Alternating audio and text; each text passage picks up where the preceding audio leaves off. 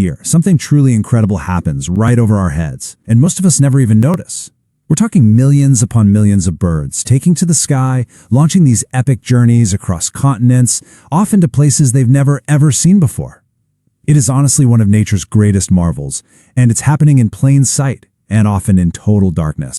So, that's the big question, right? How on earth do they do it? I mean, think about it. There's no GPS, no road signs, no one showing them the way. How do they navigate these insane distances with such pinpoint accuracy year after year? To really get this, you have to appreciate the sheer scale of it all. These aren't just little trips. These are journeys that cross oceans, deserts, entire mountain ranges, and so often they end right back at the exact same tree or cliff where they started. It's an absolute miracle of nature, and it's repeated billions of times. And the key to this whole mystery, well, it isn't something they learn, it's something they're born with. The answer is woven right into the fabric of our planet, this hidden, invisible force that's guiding their every single move. So what is this invisible force?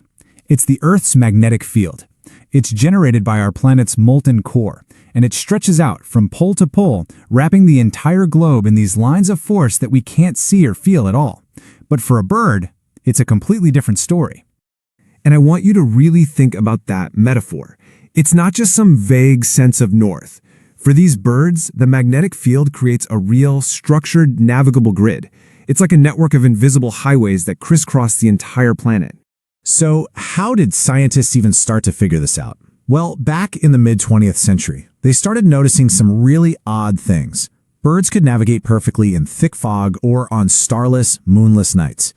They even saw that caged birds that had never migrated before, would get all restless and start hopping in the exact direction of their species' migration route. But the real aha moment came when researchers messed with the magnetic field around them. And just like that, the birds changed their orientation to match. It was undeniable. They were following something invisible. Okay, so we know they can sense this field. But how they do it? This is where the story goes from just fascinating to almost unbelievable. This is the part that might completely change how you picture a bird's world. Because all the latest science is pointing to something that isn't just a feeling, like a little tug telling them which way to go. No, it seems to be way more profound, way more integrated into their reality than that. That's right. They might literally be able to see the Earth's magnetic field, as in a visual pattern overlaid on top of the world that we see. So, how is that even possible?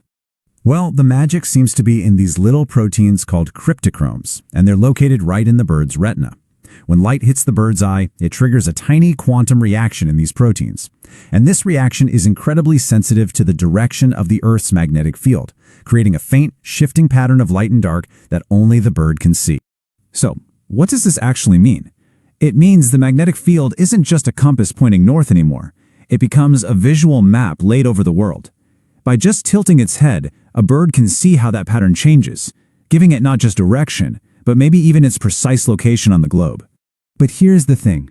As absolutely mind-blowing as this quantum sight is, it's just one tool in a super sophisticated toolkit. Nature didn't just give them a compass. It gave them a full-blown, multi-layered navigation system. They've got their magnetic sense for the big picture, for direction and position, but they're constantly cross-referencing it with everything else. They use the sun's position during the day, the rotation of the stars at night, and when they get closer to their destination, they even use things like smell and familiar landmarks. It's this brilliant mix of pure instinct and learned experience. And the journeys they pull off with this system are just staggering. Take the Arctic tern. This little bird flies from the Arctic all the way to the Antarctic and back again every single year.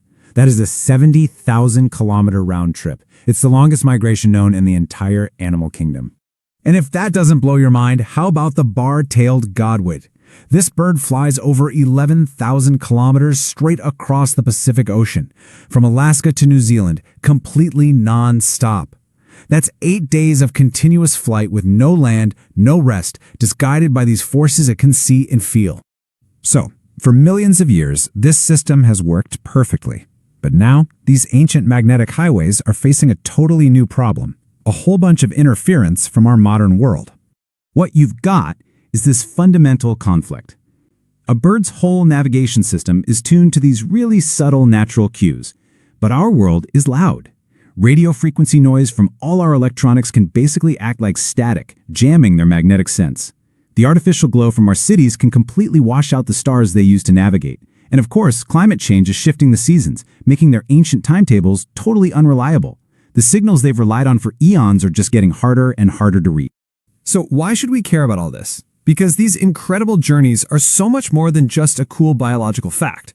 They're actually a vital sign for the health of the entire planet.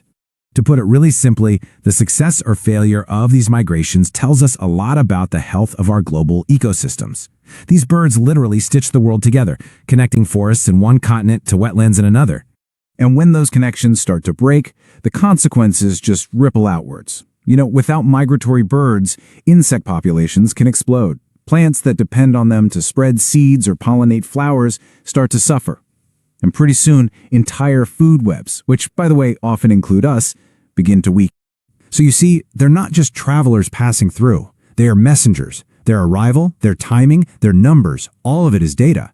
They're carrying a crucial message about the state of our world, written in magnetism and wind and instinct. And that brings us right back to the beginning. Every one of these journeys is a profound act of faith, a biological trust in the planet itself, in these invisible forces that have guided life for ages. And now, understanding a little bit of how it works makes every single bird's return feel even more like the triumph that it is. And that's really the thought I want to leave you with. This incredible, visual, magnetic world exists all around us, just beyond our own perception. It really makes you wonder, right? As we look out at the world through our own very limited senses, what other invisible realities are out there, shaping the lives all around us? What other highways are we completely blind to?